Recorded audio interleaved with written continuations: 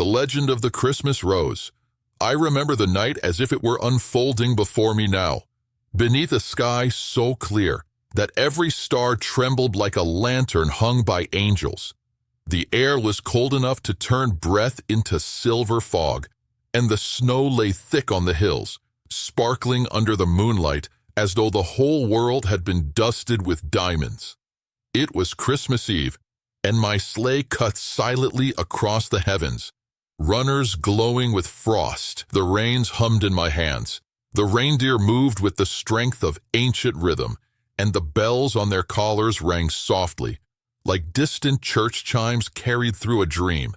The world below slept, windows dim, chimneys breathing out thin trails of smoke into the night. But there was one place in the valley below where a single light still burned, a tiny cottage beside a frozen river. Its roof heavy with snow, its windows flickering faintly with a stubborn flame. Something tugged at my heart, a quiet instinct that guides me more surely than any map or compass ever could.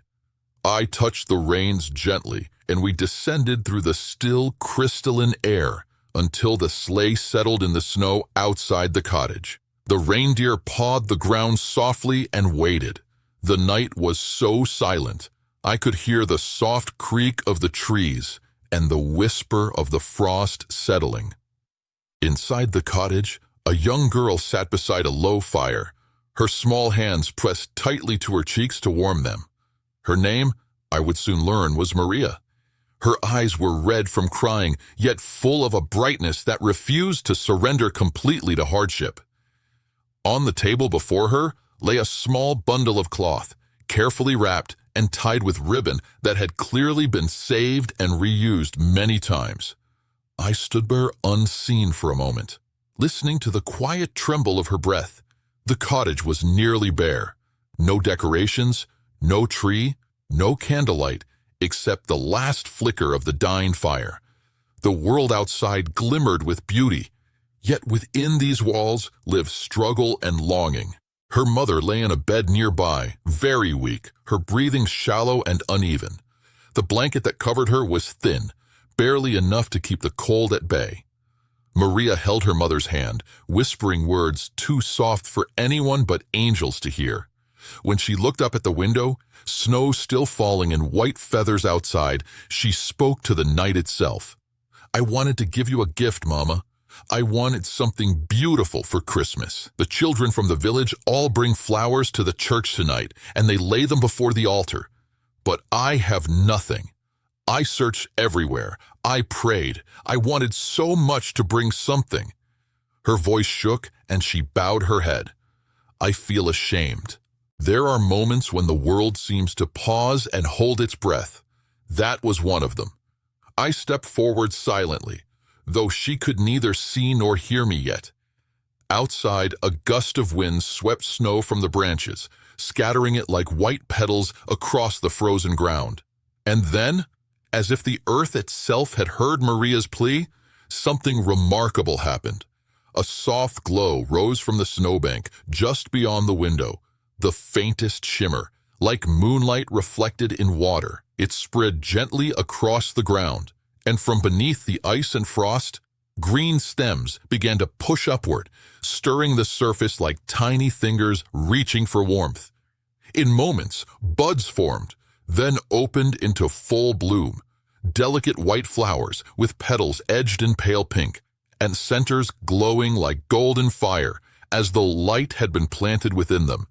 They were unlike anything the world had seen before, fragile yet radiant, born from the frozen earth in the dead of winter. Maria gasped, her eyes wide with wonder as she ran outside barefoot into the snow, heedless of the cold. She knelt before the flowers, her breath rising around her in clouds of white.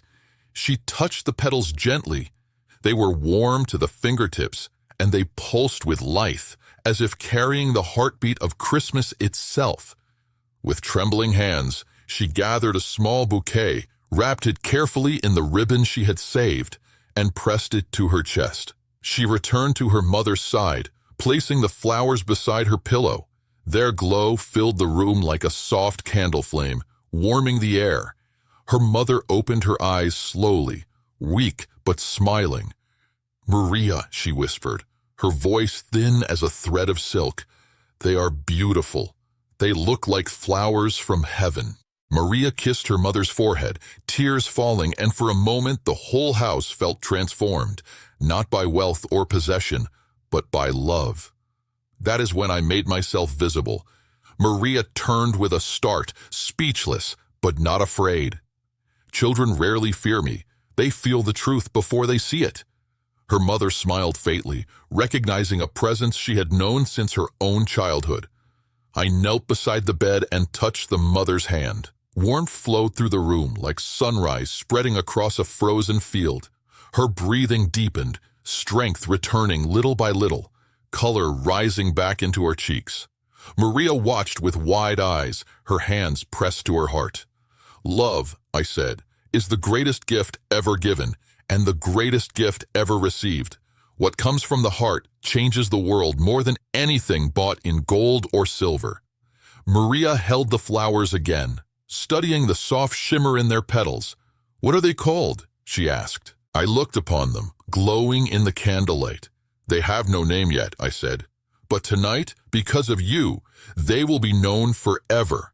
She waited, breathless. "They shall be called Christmas roses," I said, "for they bloom when the world is frozen, and they shine with hope when everything seems lost." Outside the window, the village bells began to ring midnight, the sound rolling across the fields like a wave of silver. Maria wrapped the flowers carefully and prepared to carry them to the church, her heart lifted in a way no earthly gift could ever achieve. Before she left, she turned to me once more. "Will they bloom again?" she asked. I nodded. Whenever love gives more than it has to give, whenever hope refuses to die, whenever a heart chooses kindness even in hardship, then the Christmas roses will bloom. She smiled, and I watched her walk through the snow toward the village chapel, each step lit by the glow of the flowers she carried. Through the open door of the little church, I could see the children placing their gifts before the altar. Red poinsettias, bright holly, long garlands of evergreen. When Maria placed her bouquet, the light from the blossoms filled the chapel and wrapped the gathered crowd in a warmth that made everyone fall silent. As though heaven itself had entered the room, every heart felt changed, every voice softened, every soul remembered why Christmas came. I returned to the sleigh, and the reindeer lifted into the sky once again, bells ringing like soft laughter in the night. The snow fell gently, covering the world in white, as if to preserve the memory of what had taken place. And ever since that night, wherever the heart of Christmas is alive, wherever giving matters more than receiving, wherever hope blooms against the cold winds, there, beneath the snow, the Christmas rose returns. So when you see one, delicate, bright, and blooming in the winter, remember Maria, who gave from nothing, yet gave everything. Remember that the greatest miracles are born from love. And remember, always, that Christmas lives wherever the heart keeps it alive. Merry Christmas to all, and to all a peaceful night.